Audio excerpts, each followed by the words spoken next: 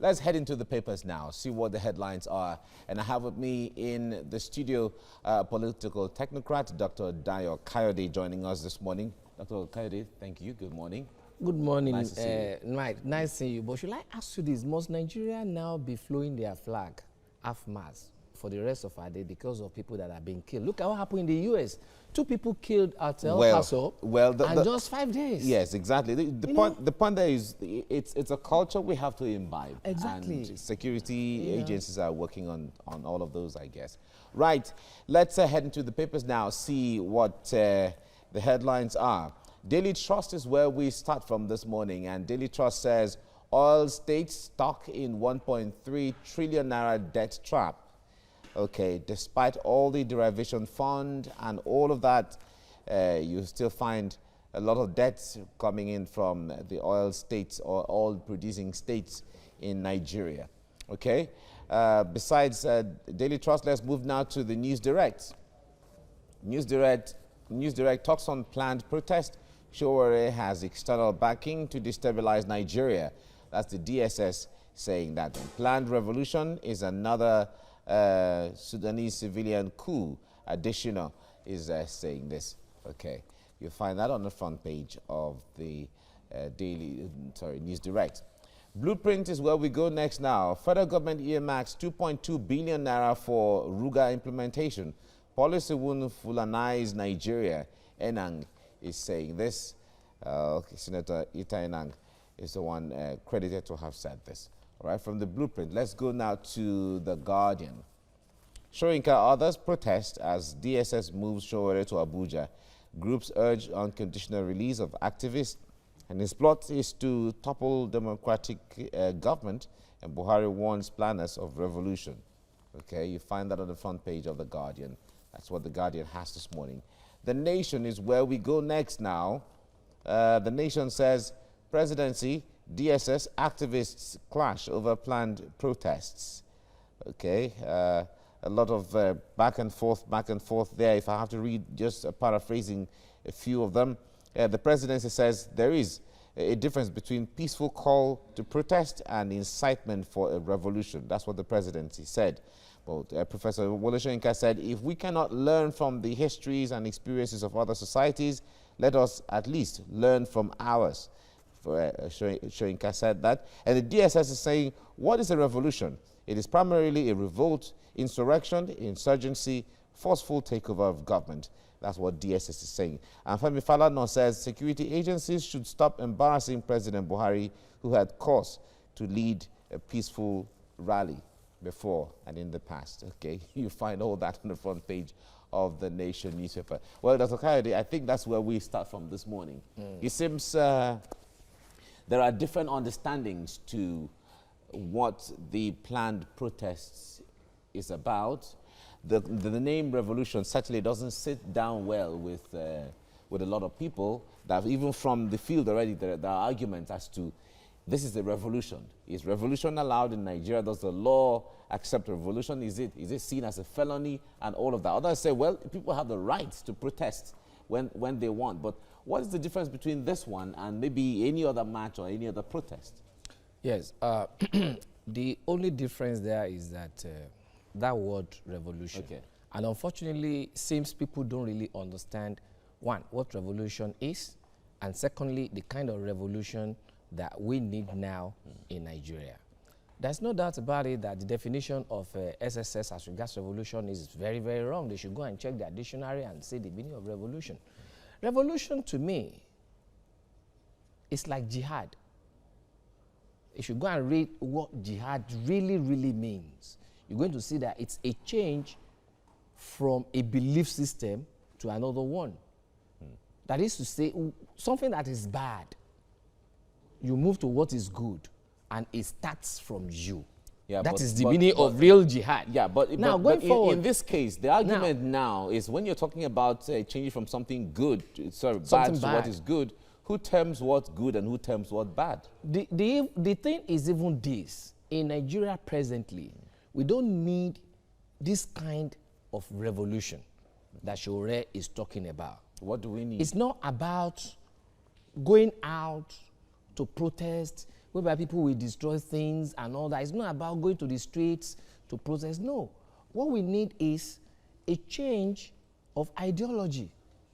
We need ideological revolution whereby intellectuals, but how does that ideology change? Now, because it's not like technology where you open a compartment, yes, and you remove a chip, and you fix another one and you close it. Now I will tell you, is a state whereby the intellectuals, the stakeholders, Muslim, Christian, North, South, West, East, come together and have a kind of a consensual form. But that was done in the national conferences that we've had. No, when you're talking about national conference, we have people there that are ready to promote what they have on their own mind. Okay, I'm talking about consensual now. Let me welcome Dr. John, who just joined us now. Good morning, Dr. Mike. It's good to have you join me. Good to be here. I wonder how you got here from your axis with the traffic this morning. It was something else over the weekend. Right from my gate to this place. Wow.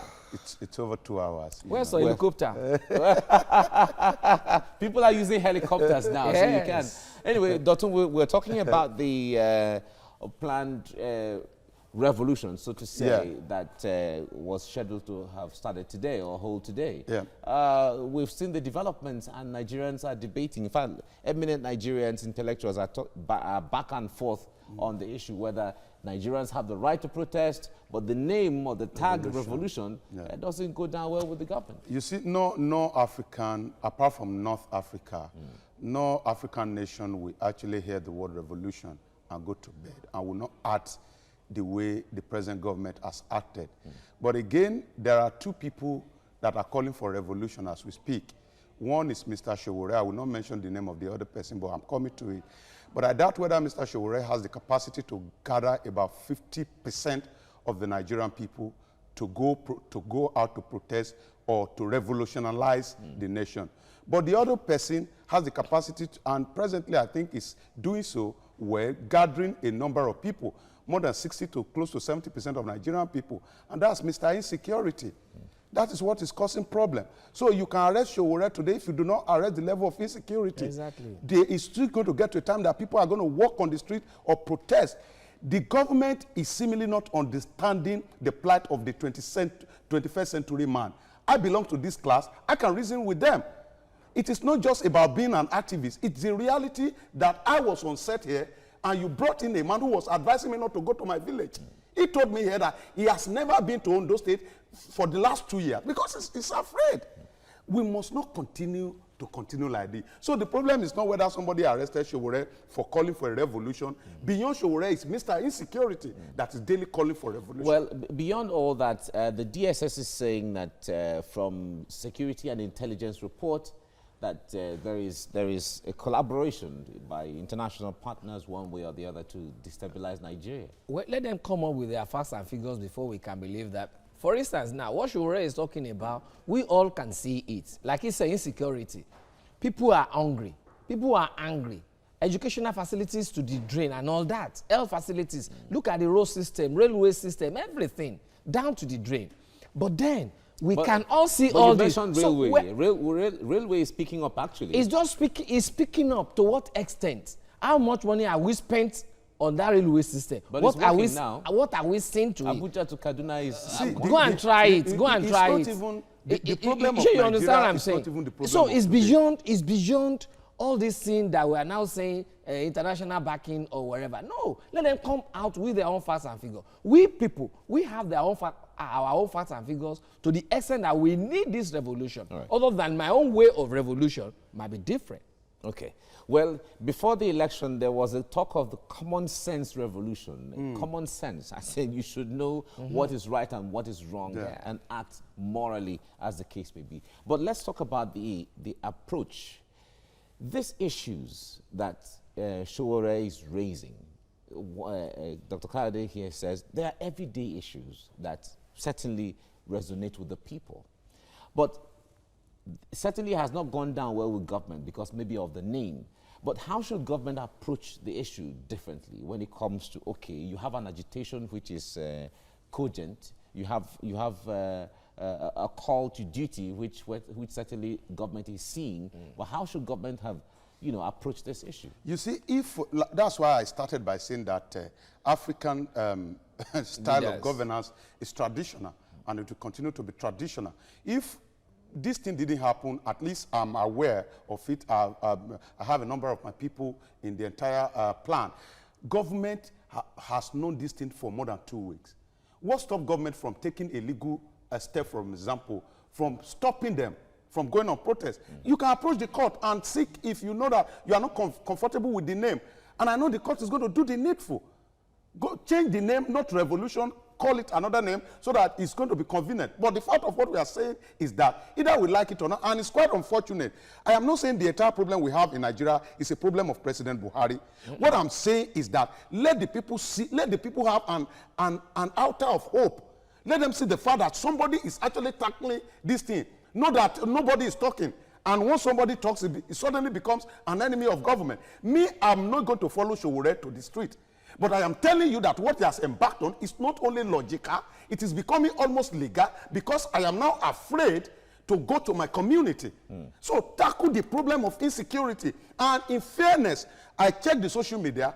In fairness, those people who are abusing Sowore, including the president himself, understand the fact that we have a peculiar problem in our hands in the nation.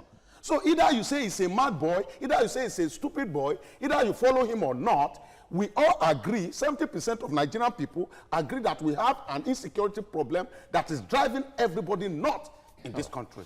Oil states stuck in 1.3 trillion naira debt trap. That's the lead story there. We have also a pictorial graph now of how much this debt stands and what it means for the oil states. That's the Daily Trust. News Direct is next. Planned protest, Sowore has external backing to destabilize Nigeria. This is from the DSS. But then a planned revolution is another Sudanese civilian coup. That's from Femi Adesina there regarding the planned revolution.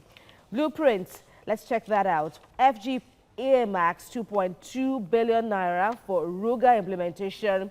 Ita Enang presidential advisor is also quoted as saying policy will not villainize Nigeria. We'll treat that in a moment. Let's see what Guardian is leading with. All right, so Soyinka, others protest as DSS moves Sowore to Abuja. Groups urge unconditional release of activists. His plot is to topple democratic government. That's a quotation there. And President Buhari warns planners of revolution. To the nation now, a picture story, if I might say now. Manchester City beating Liverpool, we've said that. But the big story there is presidency DSS activists clash over planned protests. Who said what? Top of which is Professor Soyinka, who says if we cannot learn from the histories and experiences of other societies, let us at least learn from ours. But presidency is saying here there's a difference between peaceful call to protest and incitement for revolution. Okay, that's the nation. For the Vanguard, still on the call, the revolution call. You cannot change government without polls. Presidency tells Sowore. Angry reactions as DSS confirms the arrest and moves him to Abuja. No going back on today's protest. That's from the National Intervention Movement. Pro-Biafra groups opting out. Buhari's government behaving like abatchers. That's from Professor Soyinka. It goes on and on. That's from Vanguard. Finally, at this time is the Tribune. The Nigerian Tribune says, Sowore, Nigeria becoming like Abacha days. That's from Professor Soyinka. Comparing Buhari to autocratic leaders is blackmail, replies the presidency. DSS says Sowore arrested over insurgency threat. Protest marches not treasonable offenses in Nigeria, from senior advocate of Nigeria, Femi Falana. Threat by DSS attempt to silence opposition. Middle Belt says, show your face, Buhari tells protest sponsors. All right, gentlemen, so much for this revolution stories now. But then let's talk agriculture. Let's talk Ruga, the rural grazing reserve, the whole concept now, Ruga, so to speak. Dr. Kayode, what are your thoughts? the whole concept now, Ruga, so to speak. Dr. Kayode, what are your thoughts? Now we have an advice from Mr. Enang not to politicize the nation with this Ruga call, but then he still wants it to be given prominence across the states. There is no way the Ruga thing will not be politicized, because there is an act of insincerity from the government. How so? In terms of where a section quoted now are causing series of mayhem within the country, and nobody is arresting them. Nobody is even curbing them. Do you understand? And this same set of Nigerians are the people that have been involved in this Ruga issue. Then how do you think people will not politicize it? Mark you, my critical thinking of recent has shown me that, see, insecurity within a political environment is the creation of the government. Is the insecurity creation of the government. How so, when government is tasked with protecting lives and property? When this person is doing this, and you are not curbing that person, you are sort of energizing that person that, look, what you are doing, I'm in support. When you are not arresting anybody and penalizing such people, then you are tacitly supporting it. Look at what happened. Look at what happened, Operation whatever, Python dance, to the iPod people. Which operation has been given out towards these herdsmen? Just last week, five pastors were arrested. I mean, were being kidnapped. Do you understand? The other time, Baba Fashion's daughter was killed. Right. The other time, it was this man in Akure, Baba Falai. Has anybody been arrested as regards this? And everybody is pointing towards the Fulani herdsmen, even though, for me, they are not the natural Fulani that we used to know when we were growing up. Okay. So what have you done to curb this? Okay. And now you want them to live within our society Doctor, with us? what is it for you? Are we talking about a mismanagement of the farmer-herders clashes? What's your take? Okay, I think if you actually look at the economic benefit of Ruga, we should look at it from the angle of, let's involve the states. If we want to create a grazing area for herdsmen, let's actually involve the state. And this is what I mean. I have a plan, for example, if I have my way into government anytime soon, that I am going to invest heavily in agriculture. And I think every state government wants to, at least want to do same. So we don't throw the baby. So if you have a Ruga, for example, right, allow the state government to determine the composition, the people that will use the reserved area. Let me cut you there. It's been said, though, that we're giving too much powers to the states. Land, for example, now governor wields enormous powers. Yes. Of course, I'm not even talking about the land. I'm talking about investment in agriculture. Right. Because where the problem is not the land for Ruga. No. Where the problem is the people. The use. The people that are going to occupy the land. Yeah. So and then the land use. If there's a land for Ruga in Lagos, if there's a reserve for Ruga in Lagos, and you tell me that the people that are going to occupy this place are farmers in Lagos who have investment in herds and all these things, then there will not be problem. Not even compulsory herds. The major fear of the people of the South is that they don't want a situation where some other people will come from anywhere and take over their land. Meanwhile, when you are talking about grazing reserve area, North has a wider land than even the South. So these are some of the political insinuations here and there, power plays here and there. Unfortunately, because government did not tackle the issue of the crisis itself very decisively the way they did with Boko Haram. So this has given opportunity to people to continue to reason here and there. Okay, quickly now, Dr. Kayode, it's been said that in 20 years max, if we don't tackle this crisis, if we don't bring solutions like Ruga now, there won't be meat, there won't be food in the entire country. So how do we manage it? That is the total ruse. How can you say if you do, if government decide to put in that will, the political will, they know where you can have grazing, they know where to plant rice, they know where to do fishing, they know where to plant yam and all that. So why are you saying by all means we should have grazing in Lagos State, whereby it is, Lagos State is known to be an aquatic environment? So why not fishing in Lagos State? There's something like grazing in Kogi or Dereba or in Northeast, where they have vast. What are we even doing? What are we even doing with Sambisa? Sambisa alone we can put the whole cow that I be eating in Nigeria in Sambisa. No, but they said no, don't mind the last they said they have already wiped out the terrorism. It is even because you are leaving that place to follow. That is why those people can be there. Daily Trust this morning says oil states stuck in 1.3 trillion naira debt trap.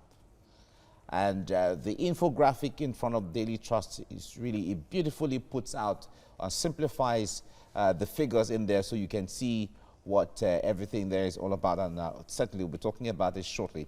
Oil states stuck in 1.3 trillion naira debt trap. Okay, let's move to the News Direct. News Direct talks on planned protest. Sowore has external backing to destabilize Nigeria, as the DSS is saying that. Planned revolution is another Sudanese civilian coup. Additional is saying this, and Sowore calling for fundamental, not regime change. Balarabe is saying that, and that's all you will see. You see all of those on the front page of the News Direct. Blueprint is the next now, and Blueprint says federal government earmarks 2.2 billion naira for Ruga implementation. The policy won't Fulanize Nigeria. Senator Ita Enang is trying to explain what that is there. You find that on the front page of the Blueprint. Guardian is where we go next. Soyinka others protest as DSS moves Sowore to Abuja. And groups urge unconditional release of activists. And his plot is to topple democratic government. And Buhari warns planners of revolution. The Guardian has all of those stories. The Nation, let's go to The Nation now. Presidency, DSS activists clash over planned protests. And they had different voices in there, from the presidency to Professor Wole Soyinka to the DSS and to Femi Falana, among so many other Nigerians who are commenting on this issue. You find all that on the front page of The Nation newspaper. Moving now to Vanguard. Vanguard is talking on revolution call. You can't change government without polls, presidency tells Sowore. And angry reactions as DSS confirms Sowore's arrest moves him to Abuja. No going back on today's protests. NIM is saying that, and pro-Biafra groups opt out. Buhari's government behaving like Abacha's. Wole Soyinka is saying this. It's bad democratic temperance, says Afenifere. It's leadership incompetence. Oshuntokun is saying this. Our democracy has become a block of ice floating on warm waters. Shehu Sani is saying this. And North, not part of call for revolution protest. CNG is saying this. Certainly comments from different people on this and groups. From the Vanguard, let's go to the Nigerian Tribune now. Nigeria Tribune is, it says on Sowore, Nigeria becoming like Abacha days. Soyinka is saying this. And he also has other multiple writers there on the same story, comparing Buhari to autocratic leaders is blackmail. Presidency replies on that. And Sowore arrested over insurgency threats. DSS is credited as saying that. And protest marches not treasonable offenses in Nigeria. Femi Falana is saying this. And threats by DSS attempt to silence opposition. Middle Belt Forum is credited as saying this. And show your face, Buhari tells protest sponsors. You find that all on the front page of the Nigeria Tribune. And certainly that's some of the stories making headlines across the country this morning. But gentlemen, I'd like to take us to the story on the Daily Trust, where there is a breakdown of debts owed by oil-producing states. Oil states stuck in 1.3 trillion naira debt trap. That's what Daily Trust has. And if you look at the breakdown that he gave in there, it gives a debt profile of 6 South oil estates and total combined debt of 1.03 trillion, 1.04 trillion. Rivers is highest with 225 billion naira, and Delta follows with 224 billion. Akwa Ibom is 199 billion, Cross River 167 billion, Edo 86 billion, Bayelsa 133 billion. And then if you flip the side and you look at the allocations to the state in the last 19 years, Akwa Ibom has 1.14 trillion naira, Bayelsa 1.09 trillion naira, Cross River 278 billion naira, Delta is the highest with 39.9 trillion naira.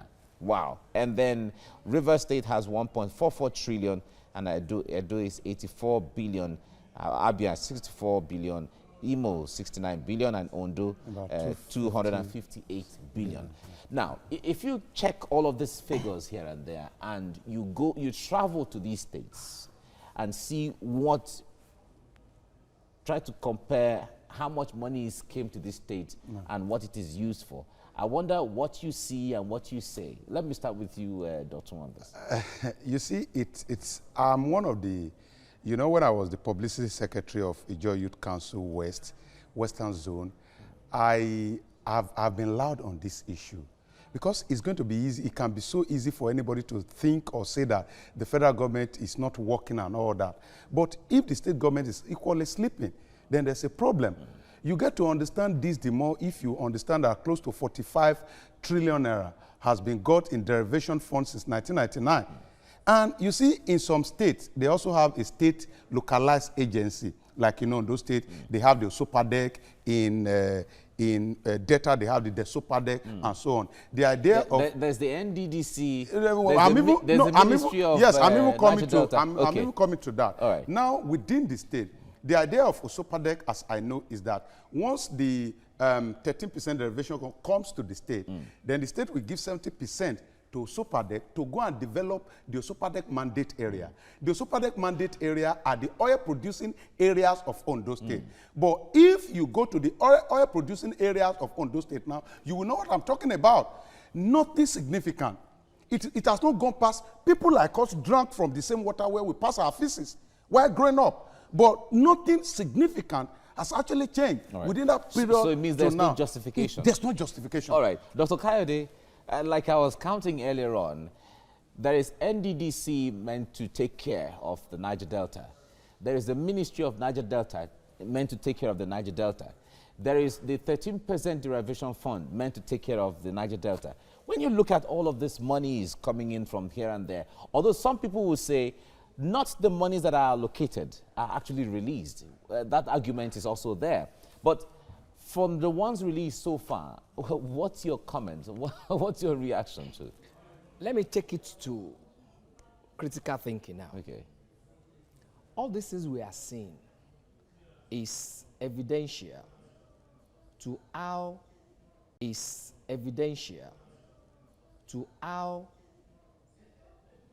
hedonistic and avaricious our leaders had been, to the extent of living what they are supposed to do as to not developing their area. And what will that result into? It will lead to insecurity. It will lead to social disorder. It will even be leading to high rate of suicide, as being discussed. And even ultimately poverty. And it is that poverty that make people to get themselves involved in all those things. Now, all this money, if they have been inputted into education, health, food production, industrialization, electricity, you will see that the whole system will evolve.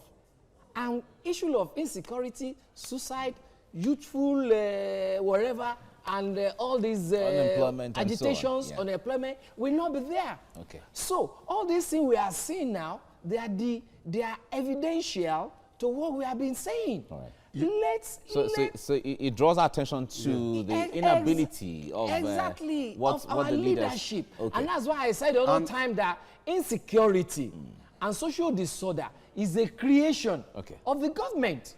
You see, Yeah, Mike. quickly before we go now. Thank God we are actually having people that are coming together to protest. And I think in the coming days, it will get to a point where each group will be protesting within their state to demand accountability from those who govern them. And until we get to this point, we'll continue to have more money and people will be thinking, well, the problem we have is more money. All right. And we So in true terms, some of the problems are not necessarily in Abuja. No. They're right there within the states. That is why I'm even critical about even giving this money to local government too, because that is the same thing that will happen. All right. The NFIU is on board now, so we see that. So that let them operate within all these environment. Dr. Dayo Kayode, thank you so much for coming on the program. Thank you. Dr. John, thank you very much for coming. Thank you. Right.